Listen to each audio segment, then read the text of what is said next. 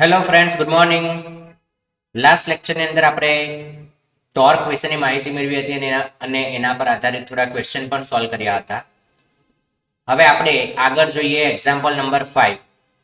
તો આપણને એક સમક્ષિતિજ સપાટી આપી છે જેના પરથી 5 કિલોગ્રામના પદાર્થને 37 ડિગ્રીના પ્રક્ષેપણ કોણે 100 મીટર પર સેકન્ડની ઝડપથી પ્રક્ષિપ્ત કરવામાં આવે છે.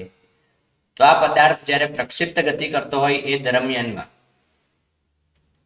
આપણને બે અલગ અલગ જગ્યાના પ્રશ્નો પૂછેલા છે. પહેલું કીધું છે જ્યારે કણ મહત્તમ ઊંચાઈએ હોય અને બીજું કીધું છે જ્યારે કણ જમીન પર અથડાય એ દરમિયાન આપણે ઓ બિંદુને અનુલક્ષીને એટલે કે પ્રક્ષેપણ બિંદુને અનુલક્ષીને ટોર્ક શોધવાનું છે. બરાબર છે? તો ચલો શરૂઆત કરીએ આ પ્રકારના પ્રશ્નને કેવી રીતે સોલ્વ કરી શકાય એની. તો તમે જોઈ શકો કે આની આપણે જો પ્રક્ષિપ્ત ગતિની ચર્ચા કરીશું તો આની પ્રક્ષિપ્ત ગતિ કંઈક આ રીતે પરવલય આકાર માર્ગે હશે. બરાબર છે?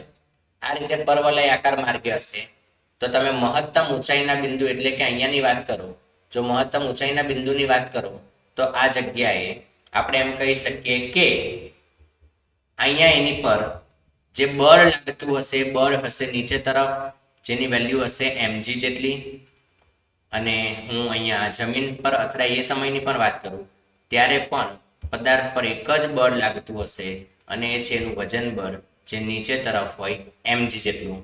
ખાલી ફરક કેટલો પડે છે તો કે તમે અહીંયાથી જોઈ શકો છો કે જો હું ટોર્ક શોધવા ઈચ્છતો હોય તો મારે આ મહત્તમ ઊંચાઈના બિંદુ માટે લંબ અંતર લેવું હોય તો એ અવધિ કરતા અડધું થશે અને અથડાય ત્યારની વાત કરીએ તો લંબ અંતર કેટલું થશે? અવધિ જેટલું થઈ જશે. આનો અર્થ એવો થયો કે મને આ પ્રશ્નની અંદર અંતર તરીકે અવધિની તો જરૂર પડવાની છે. તો સૌથી પહેલા હું અવધિ શોધી નાખું. તો અવધિની વાત કરીએ આપણે તો અવધિનું સૂત્ર મને ખબર છે કે અવધિ r બરાબર 2ux/g. બરાબર છે? આ સૂત્ર આપણે ભણી ગયા છીએ પ્રક્ષિપ્ત ગતિ ચેપ્ટરની અંદર. તો r બરાબર લખાશે 2 ગુણ્યા x ઘટકનો વેગ, પ્રારંભિક વેગના x ઘટકનો વેગ અને y ઘટકનો વેગ એટલે 80 અને 60 આવશે. અને છેદમાં g આપણે 10 લઈ લઈએ તો 1 1 0 કેન્સલ એટલે અહીંયાથી તમારો આન્સર થઈ જશે 960 મીટર. બરાબર છે? તો અવધિ આપણને મળી ગઈ છે.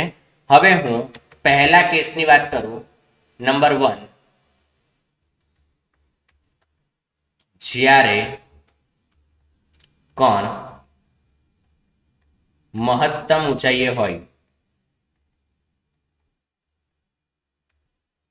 જ્યારે કણ મહત્તમ ઊંચાઈએ હોય ત્યારે torque tau is equal to 960 ભાગ્યા 2, કારણ કે અડધી અવધિ જ કહેવાય, અને ગુણ્યા ફોર્સ કેટલું છે તો 5 કિલોગ્રામનું વજન બળ એટલે 5g એટલે કે 50. તો અહીંયાથી આપણે ટોર્ક લખી શકીશું 24,000 ન્યૂટન મીટર. ક્લિયર છે? અને નંબર 2, જ્યારે કણ જમીન પર અથડાય ત્યારની વાત કરીએ તો ત્યારે મારે લખવું હોય તો ટોર્ક ટાઉ બરાબર આખું અવધિનું અંતર ગુણ્યા ત્યાં પણ વજન આવશે 50. તો અહીંયા આપણી ટોર્ક ટાઉની કિંમત થઈ જશે 48,000 ન્યૂટન મીટર. એકદમ સિમ્પલ ક્વેશ્ચન છે, ખાલી અવધિ શોધવાનો આપણને કન્સેપ્ટ ખબર હોવી જોઈએ એટલે આપણે આરામથી ક્વેશ્ચન સોલ્વ કરી શકીએ. ચાલો જોઈએ નેક્સ્ટ ક્વેશ્ચન.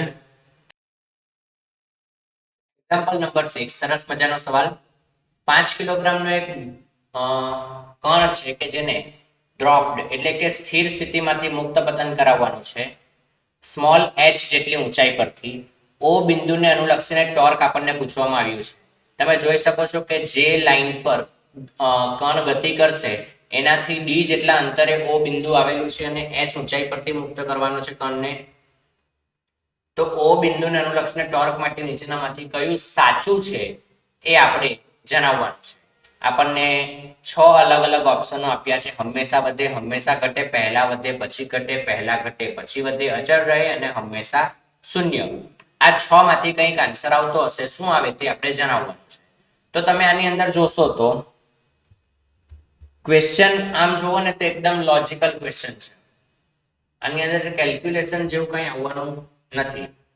જો તમે અહીંયાથી વિચારો કે આ કણ ગતિ કરતો કરતો એટલું તો કોન્ફિડન્સની વસ્તુ છે કે હંમેશા શિરોલમ નીચે તરફ આ લાઈન પર ગતિ કરશે. તો કોઈ એક સમયે કણ અહીંયા હશે, કોઈક સમયે કણ અહીંયા હશે, કોઈક સમયે કણ અહીંયા હશે. આ દરેકે દરેક પરિસ્થિતિમાં તમે વિચારો તો આને અનુલક્ષીને તો અંતર આ થાય, અહીંયા અંતર આ થાય અને અહીંયા અંતર આ થશે. પણ તમે વિચારો કે આ દરેક માટે જો હું ફોર્સ વિચારું તો ફોર્સ એના પર નીચે તરફ એક જ લાગતું હોય કેટલું mg. બોલો આ mg માટે હું હંમેશા લંબ અંતર લઈશ ને તો એ લંબ અંતર d જ આવશે. એટલે કે આ કોઈ પણ અંતર માટે જો હું એનો ઘટક વિચારીશ તો એ હંમેશા ઘટક કેટલો થઈ જશે d જેટલો થાય, કારણ કે લંબ અંતર હંમેશા આટલું જ મળે. બોલો ક્લિયર થાય છે? આનો અર્થ એવો થઈ ગયો કે ગમે તે જગ્યાએ આવશે હંમેશા mg નીચે, જ્યારે આ અંતર d જેટલું જ રહેવાનું લંબ અંતર. તમે જોઈ શકો છો હું પેન ફેરવું છું, આ d અંતર એ હંમેશા લંબ અંતર તરીકે રહેવાનું. આનો અર્થ એવો થઈ ગયો કે mg પણ ફિક્સ છે અને લંબ અંતર પણ જો ફિક્સ છે તો પછી આપણો આન્સર શું આવવો જોઈએ? તો કે e અચળ રહે. બોલો સમજાય છે? હંમેશા કેવું રહેશે? અચળ રહેશે. તો આપણે આન્સર પણ જો એક્સપ્લેનેશનમાં આપવો હોય તો આપણે એમ લખી શકીએ કે અહીં શું લખી શકાય? અહીં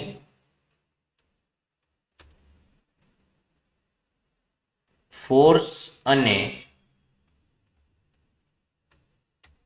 પરપેન્ડિક્યુલર અંતર એટલે કે લંબ અંતર બદલાતું નથી.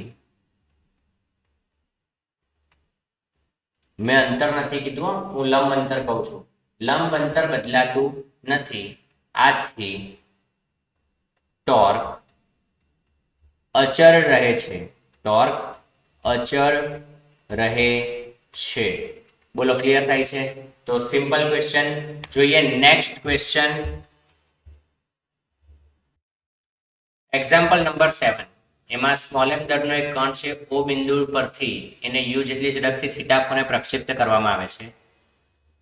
આ પ્રક્ષિપ્ત ગતિમાં સંપૂર્ણ ગતિ દરમિયાન O બિંદુને અનુલક્ષીને ટોર્ક માટે નીચેનામાંથી કયું સાચું છે? ફરીથી આપણને 6 ઓપ્શન આપ્યા છે. હંમેશા વધે, હંમેશા ઘટે, પહેલા વધે પછી ઘટે, પહેલા ઘટે પછી વધે, અચળ રહે અને હંમેશા શૂન્ય. તો આની અંદર પણ આપણે વિચારવું પડશે. તો સૌથી પહેલા તો પ્રક્ષિપ્ત ગતિ થાય છે એટલે આપણે એનો ગતિપથ જે પરવલય આકાર આવે એની વાત કરી લઈએ. તો આ થઈ ગયો પરવલય આકાર ગતિપથ. આ પરવલય આકાર ગતિપથ માટે જો તમે વિચારો તો વિચારો મિત્રો કે અહીંયા દરેક જગ્યાએ કણ હશે તો એના પર કયું બળ લાગતું હોય? તો કે ફક્ત ને ફક્ત એના પર વજન બળ લાગતું હોય. અને આ દરેક જગ્યાએ વજન બળ કઈ દિશામાં હશે? નીચે તરફની દિશામાં. તો વજન બળ દરેક જગ્યાએ નીચે તરફની દિશામાં છે. તો વિચારો કે દરેક બળ માટે અહીંયાથી લંબ અંતરમાં આપું તો પહેલા માટે આટલું થશે, બીજા માટે આટલું થશે. સમજાય છે? પહેલા અંતર માટે, પહેલા કણ માટે આટલું લંબ અંતર, બીજા માટે આટલું લંબ અંતર, ત્રીજા માટે આટલું લંબ અંતર, ચોથા માટે આટલું લંબ અંતર, પાંચમા માટે આટલું લંબ અંતર. આમ તમે જોવા જાવ તો દરેક વખતે ભલે ફોર્સ સેમ છે mg જેટલો, પરંતુ લંબ અંતર શું થતું જાય છે? વધતું જાય છે.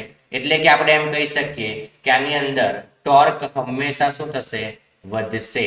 તો આપણો આન્સર આવશે એ. અહીંયા આપણે એક્સપ્લેનેશન લખી દઈએ. શું? તો કે અહીં બળનું મૂલ્ય અચળ છે, પરંતુ લંબ અંતર વધે છે. આથી ટોર્કનું મૂલ્ય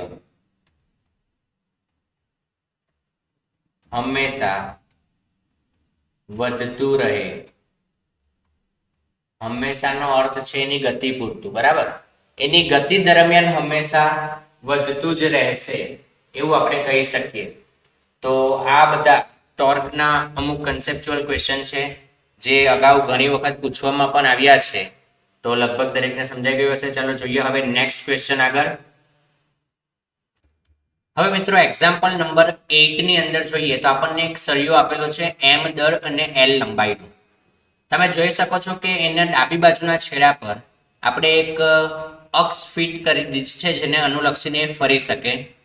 આ સરિયાને શિરોલંબ સમતલમાં રાખેલો છે. ઓ બિંદુને અનુલક્ષીને હિંજ, હિંજ એટલે તમે મિજાગરો ગણી શકો, જેને અનુલક્ષીને ગોળ ફરી શકાય. બરાબર, આ હિંજ એટલે મિજાગરો તમે ગણી શકો. આપણને એવો પ્રશ્ન પૂછ્યો છે કે ઓ બિંદુને અનુલક્ષીને ટોર્ક શોધો. તો ઓ બિંદુને અનુલક્ષીને ટોર્ક શોધવું હોય તો આપણે જાણીએ છીએ કે એલ લંબાઈના અને એમ દળનો સરિયો હોય તો એના પર એનું દ્રવ્યમાન કેન્દ્ર વચ્ચે હોય, જેના પર નીચે તરફ mg જેટલું બળ લાગે અને આ બળ એ આ અક્ષથી કેટલા અંતરે લાગતું હોય તો કે L/2. બોલો, આજ તો એનું લંબ અંતર થઈ ગયું. તો આપણને બળ ખબર છે, આપણને લંબ અંતર ખબર છે, તો આપણે સીધું જ લખી શકીશું ટોર્ક ટાઉ બરાબર mg ઇન્ટુ L/2, એટલે કે tau is equal to mgl/2. આ આપણો આન્સર આવી ગયો. મિત્રો, ટોર્ક એ સદિશ રાશિ છે તો આપણે એની દિશાની પણ ચર્ચા કરીએ. બોલો કઈ રીતે ફરશે? તો કે અહીંયાથી આમ નીચે આવશે, આ રીતે ક્લોકવાઇઝ ફરશે. જમણા હાથના સ્ક્રૂના નિયમનો ઉપયોગ કરો એટલે ક્લોકવાઇઝ ફરવા માટે તમે જો આંગળીઓ ફેરવશો તો તમને ખબર પડશે કે અંગૂઠો અંદરની દિશામાં, સ્ક્રીનમાં અંદરની દિશામાં આવે, એટલે કે આપણે એને ચોકડી ક્રોસ વડે દર્શાવીશું ને આ રીતે ગોળ કરીશું. બરાબર છે. મેં આગળ પણ કીધું હશે કે ક્રોસ કરીને આમ કરીએ તો આનો અર્થ થાય અંદર, અને ડોટ કરીને આ રીતે દર્શાવીએ તો એનો અર્થ થાય બહાર. જો ન કીધું હોય અથવા તો તમારું ધ્યાન ન હોય તો અત્યારે ધ્યાનથી જોઈ લેજો. આ રીતે આપણે સિમ્બોલ દર્શાવીશું, અને કીધું હોય તો પણ ફરીથી અત્યારે એક વખત કહી દીધું છે. બરાબર છે. ચાલો જોઈએ આગળ નેક્સ્ટ ક્વેશ્ચન. તો મિત્રો, એવો જ એક વધુ ક્વેશ્ચન, એક્ઝામ્પલ નંબર 9. ઓ બિંદુને અનુલક્ષીને ટોર્ક શોધો એવું આપણને કીધું છે. તમે જોઈ શકો છો કે એક વર્તુળાકાર પ્લેટ, ડિસ્ક એટલે કે તકતી આપણને આપેલી છે કે જે અંદરથી ભરેલી હશે કેપિટલ M દર R ત્રિજ્યાની, અને ઓ બિંદુને અનુલક્ષીને ભ્રમણ કરી શકે છે. બરાબર છે. તો જોઈએ આ પ્રકારના ક્વેશ્ચનને કેવી રીતે સોલ્વ કરી શકાય. તો સૌથી પહેલા તો તકતીની અંદર એના કેન્દ્રને અનુલક્ષીને એના પર બળ લાગતું હોય, એટલે કે અહીંયા નીચે તરફ લાગશે વજન બળ mg, વજન બળ mg, અને એનું અહીંયાથી આ જે લંબ અંતર છે એ લંબ અંતર થઈ જશે મિત્રો કેપિટલ R. જો આમ આપણે લખી શકતા હોય તો હવે આના પરથી આપણે એમ કહી શકીએ કે ટોર્ક ટાઉ બરાબર mg ઇન્ટુ એનું લંબ અંતર થઈ જશે r, એટલે કે આપણો આન્સર થઈ જશે mgr. અને આની પણ દિશા જો આપણે જોઈએ તો જમણા હાથના સ્ક્રૂના નિયમ પ્રમાણે અંદર તરફની દિશા મળશે. બોલો ક્લિયર થાય છે? ચાલો જોઈએ આગળ નેક્સ્ટ ક્વેશ્ચન, એક્ઝામ્પલ નંબર 10. એમાં આપણને એક સળિયો આપેલો છે કે જે 37 ડિગ્રીના ખૂણે છે. એમ દર અને એલ લંબાઈ, અને એને આપણે મુક્ત કરીશું. તો એવું કીધું છે ઓ બિંદુને અનુલક્ષીને ટોર્ક શોધો. તો અહીંયા મિત્રો ખાસ ધ્યાન આપજો, આપણે ઘટકો લેવા પડશે. તમે સીધે સીધું નહીં લઈ શકો. હા, તમે ગણી શકો છો, હું એની ના પાડતો નથી, પણ ઘટકો લઈશું તો આપણો આન્સર ફટાફટ આવી જશે.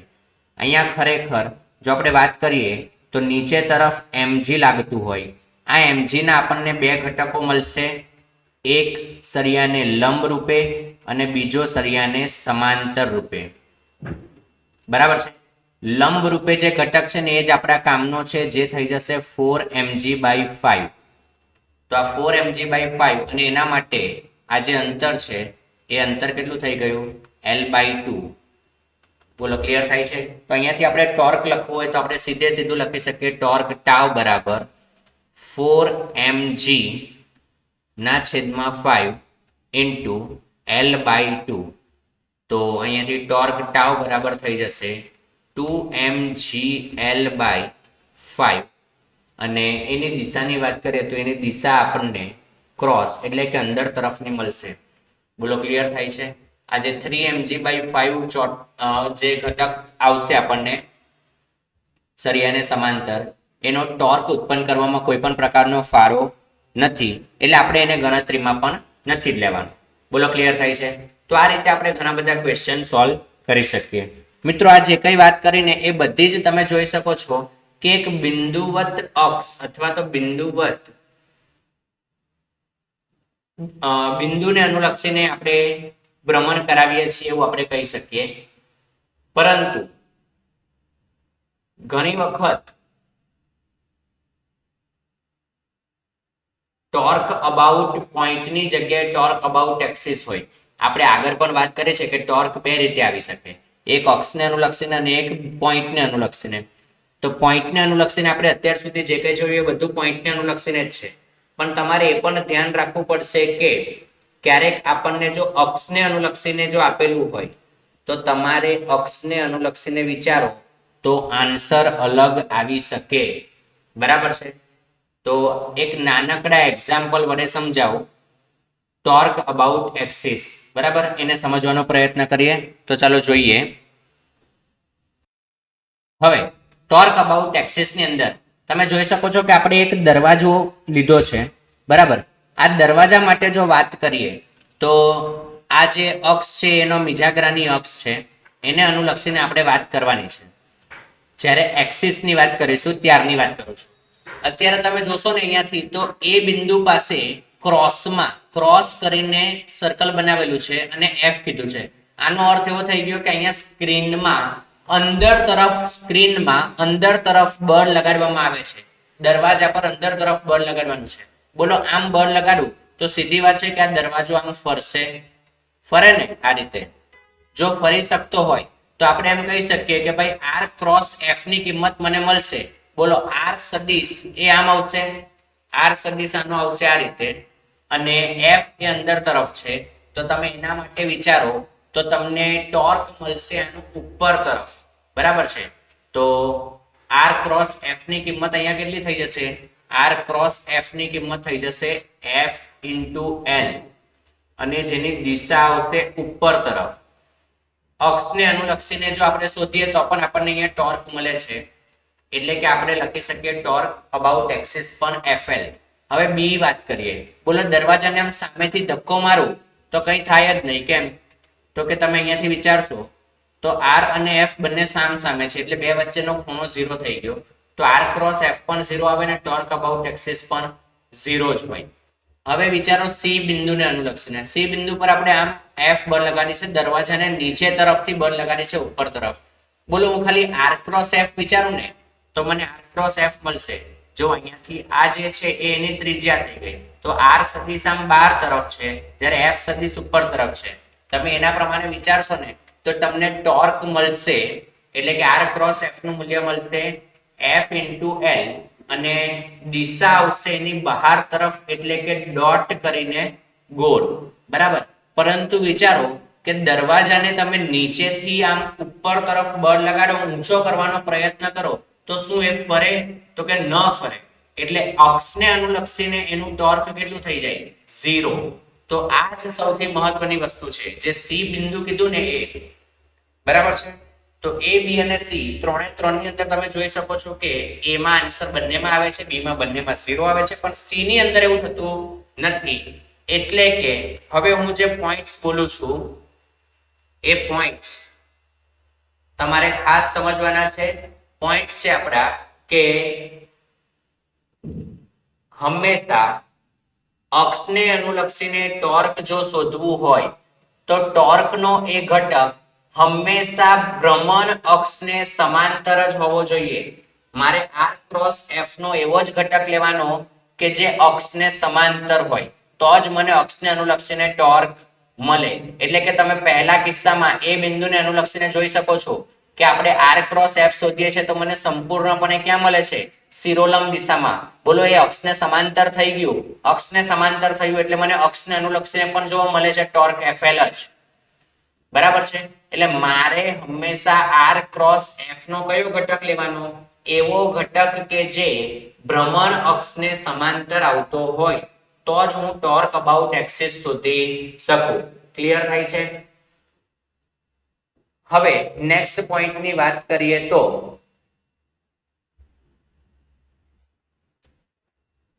આ કિસ્સાની અંદર પણ આપણે પોઈન્ટ ઓફ એપ્લિકેશન, એટલે કે જે જગ્યાએ બળ લાગતું હોય એ બળનું અક્ષથી લંબ અંતર જ લઈશું. બરાબર છે? આર ક્રોસ એફ ની અંદર જે અંતર લઈશું એ આની અંદર પણ કયું હશે? લંબ અંતર જ હશે. ક્લિયર થાય છે? ખરેખર તમે અહીંયા જોવો ને તો તમે એવું કહી શકો છો કે ટોર્ક એવું જરૂરી નથી કે હંમેશા મળે જ, બરાબર.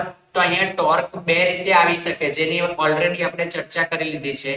એક ભાગ ટોર્કનો એવો હોય કે જે અક્ષને અનુલક્ષીને હોય, જ્યારે બીજો ભાગ એવો હોય કે જે ફક્ત કોને અનુલક્ષીને હોય, બિંદુને અનુલક્ષીને હોય. અને સૌથી મહત્વનું, જેમ પહેલા કિસ્સામાં એટલે કે એ બિંદુને અનુલક્ષીને આપણે એવું કીધું કે r ક્રોસ f નો એવો ઘટક કે જે અક્ષને સમાંતર હોય, તો એવું ટોર્ક જ અક્ષને અનુલક્ષીને લાગતું હોય. તો એવી જ રીતે આપણે એમ પણ કહી શકીએ કે r ક્રોસ f નું મૂલ્ય જો અક્ષને લંબ હોય, r ક્રોસ f વડે જે ટોર્ક મળે છે એ અક્ષને લંબ હોય, તો આપણે અક્ષને અનુલક્ષીને કોઈ પણ પ્રકારનું ટોર્ક મેળવી શકતા નથી, એટલે કે રોટેશન શક્ય નથી. આ ખાસ સમજો.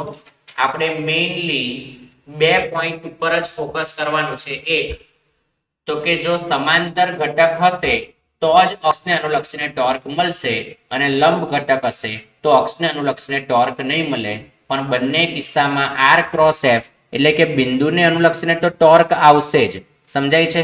ફક્ત અક્ષની વાત આવે ત્યારે જ આ બધી ચર્ચા કરવાની થશે. લગભગ દરેકને સમજાઈ ગયું હશે. હવે આપણે આગળ જોઈએ તો અહીંયા આપણને એક બે મહત્વના સ્ટેટમેન્ટ આપેલા છે. આ સ્ટેટમેન્ટ સાચા છે કે ખોટા એવું ઘણી વખત પૂછાતું હોય છે. પછી જીની એક્ઝામ હોય કે નીટની એક્ઝામ હોય, બરાબર. તો એવું કીધું છે કે જો fnet ઇઝ ઇક્વલ ટુ 0 તો ટાઉનેટ ઇઝ ઇક્વલ ટુ 0. જો પરિણામી બળ 0 હોય તો પરિણામી ટોર્ક 0 જ હોય. શું એવું સાચું છે? તો કે ના, નથી. વિચારો, જેમ કે આપણું ગાડીનું સ્ટીયરિંગ છે, બરાબર. ગાડીનું સ્ટીયરિંગ છે તો એના પર આપણે એક તરફથી ધક્કો મારીએ છીએ અને બીજી તરફથી ખેંચીએ છીએ એટલે સ્ટીયરિંગ વળી શકે, બરાબર. આ રીતે સ્ટીયરિંગ હોય આપણું બાઇકનું કે મોપેડનું, જે કંઈ હોય, એક તરફથી ધારો કે તમારે આમ સીધા જાઓ છો અને તમારે આમ ટર્ન મારવો છે, તો તમે શું કરશો? સ્ટીયરિંગની આ જે બાજુ છે એને આગળ તરફ ધક્કો મારો અને આને પાછળ ધક્કો મારો, એટલે તમારું સ્ટીયરિંગ આમ ક્રોસ થઈ જાય. બોલો, આને કઈ રેખીય ગતિ કરી? નહીં, બરાબર. કોઈ રેખીય ગતિ કરી નથી કરી. પરિણામી બળ તો 0 છે, જેટલું અહીંયા લગાડ્યું હશે એટલું જ અહીંયા લગાડ્યું હોય. તો પરિણામી બળ પરસ્પર વિરુદ્ધ દિશાને કારણે 0 છે, પણ અહીંયા ટોર્ક 0 નથી. એટલે એવું ક્યારેય ન કહી શકાય કે fnet 0 હોય તો ટાઉનેટ 0 જ હોય. એનો અર્થ એવો થઈ ગયો કે આ વિધાન કેવું છે? ખોટું છે. બોલો, સમજાય છે? હવે એમ કહી છે કે જો ટાઉનેટ ઇઝ ઇક્વલ ટુ 0 હોય તો fnet ઇઝ ઇક્વલ ટુ 0 થાય. તો આને તો ડાયરેક્ટ જ કહેવાય કે ખોટું છે. કેમ? તો કે ચાક ગતિ ચેપ્ટર આપણે ભણ્યા એની પહેલા બધી જ જગ્યાએ ટાઉનેટ 0 જ હતું.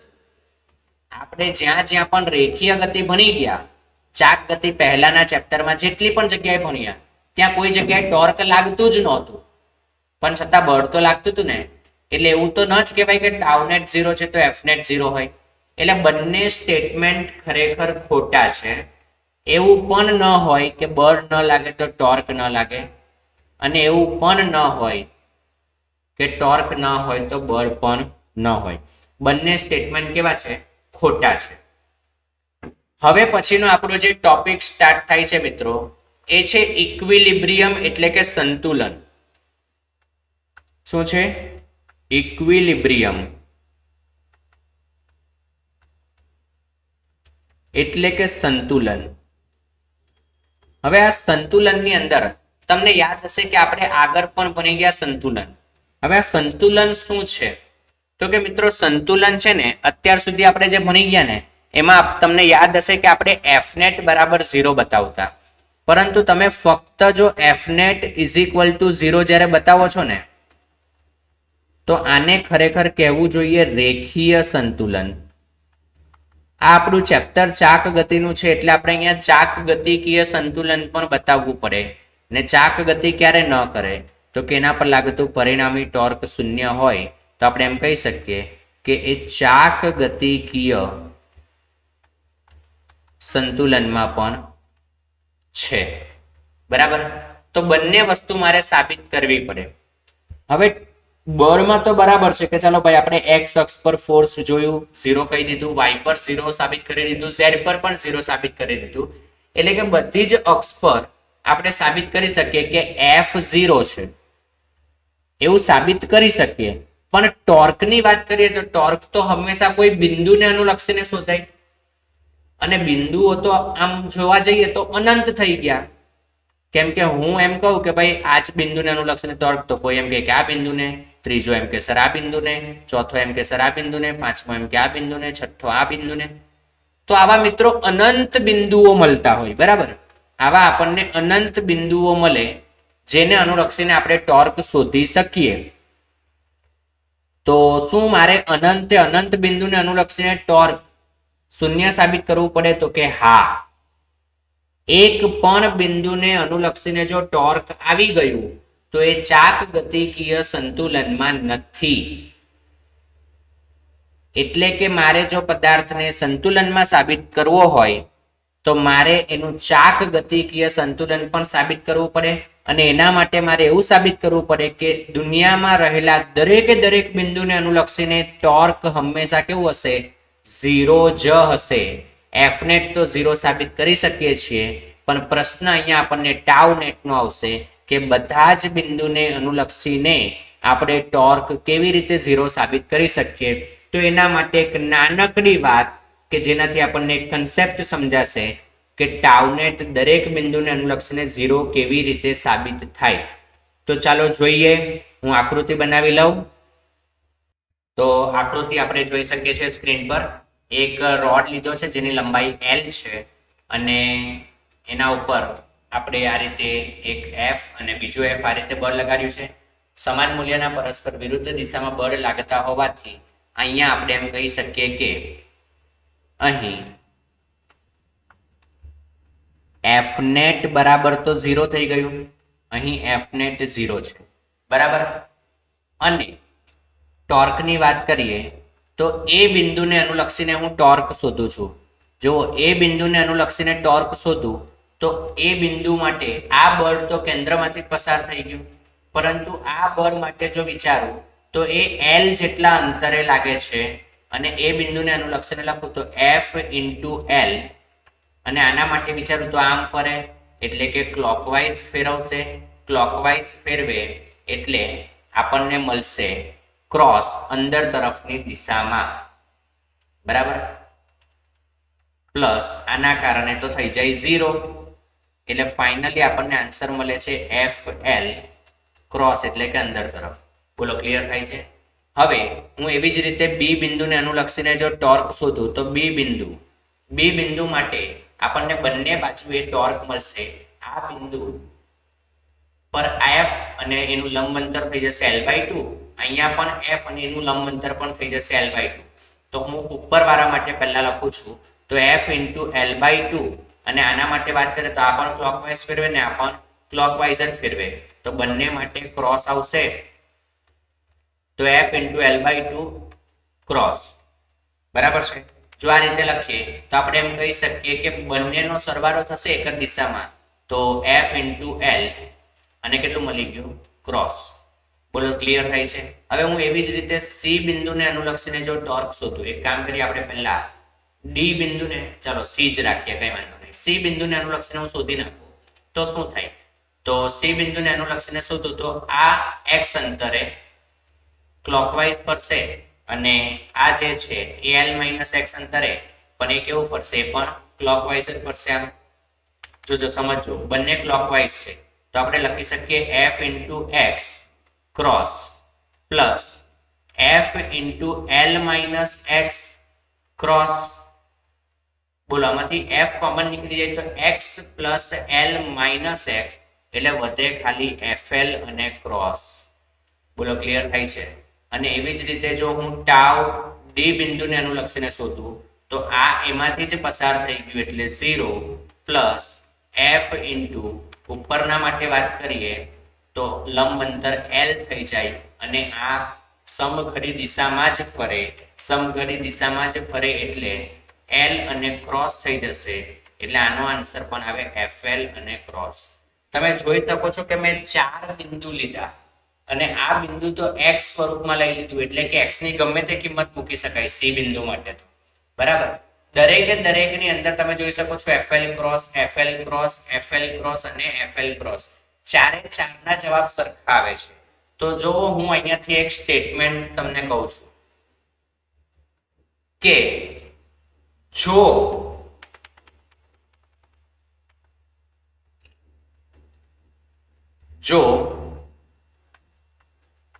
તંત્ર પર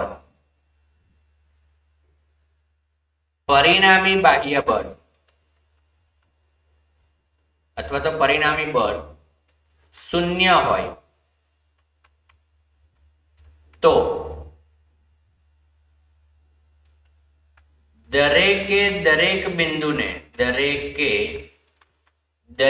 બિંદુને અનુલક્ષીને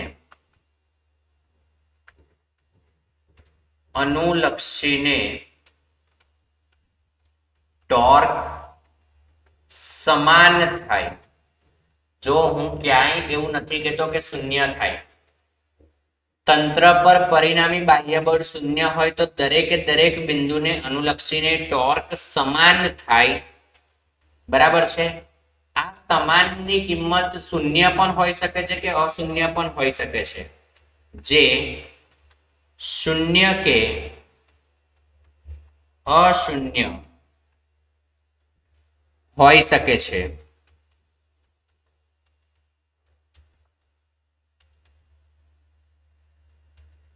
પરંતુ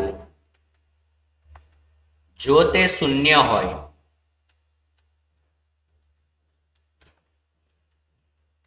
તો તંત્ર સંતુલનમાં છે તેમ કહેવાય.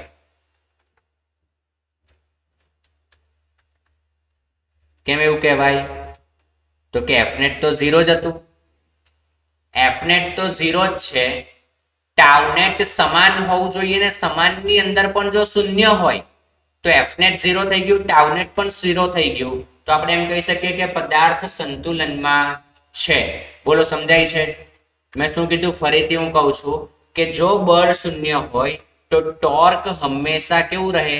સમાન થાય. દરેક બિંદુને અનુલક્ષીને ટોર્ક સમાન થાય. એટલે મારે ફક્ત કોઈ પણ એક બિંદુને અનુલક્ષીને જ ટોર્ક શોધવાનું. જો એફનેટ 0 હોય તો જો એ શૂન્ય આવી ગયું તો મને ખબર પડી જશે કે બધા જ બિંદુ દુનિયામાં રહેલા કોઈ પણ બિંદુને અનુલક્ષીને હંમેશા ટોર્ક કેવું મળશે? તો કે શૂન્ય જ મળશે. કેમ કે આ પોઈન્ટ પર 0 છે તો બધે જ 0 હોય. બરાબર છે. અને કોઈકને એમ થાય કે સર આ તો ત્યારે જ થયું ને કે જ્યારે બળ 0 હોય તો તમે ટોર્કની વાત કરો છો. પણ બળ 0 ન હોય તો ટોર્ક કેમ ચેક કરવાનું? તો ભાઈ જો બળ 0 ન હોય તો બળ પરથી જ કહી દઉં ને કે સંતુલનમાં નથી. પછી મારે ટોર્ક ચેક કરવાની જરૂર જ ક્યાં છે? ખબર પડી? ટોર્ક તો મારે ત્યારે ચેક કરવાનું છે કે જો રેખીય સંતુલનમાં હોય. કેમ કે મારે સંપૂર્ણ સંતુલન સાબિત કરવાનું છે.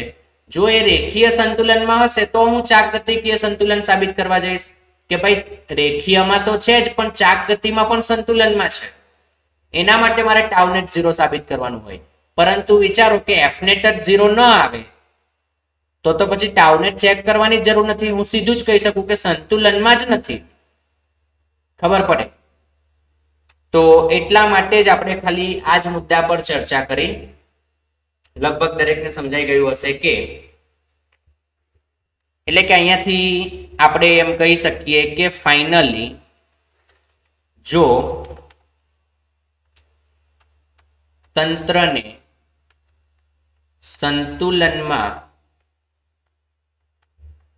સાબિત કરવું હોય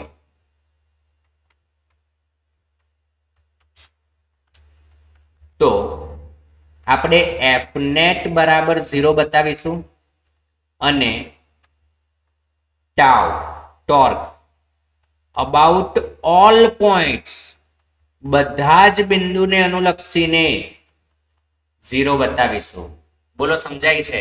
તો આ રીતે કંઈક આપણે સંતુલન સાબિત કરી શકીએ. લગભગ દરેકને સમજાયું હશે. તો આ સાથે આપણે આપણો આજનો સેશન અહીંયા અટકાવીએ. મળીશું નેક્સ્ટ સેશનમાં. અહીંયા અટકીએ. Thank you.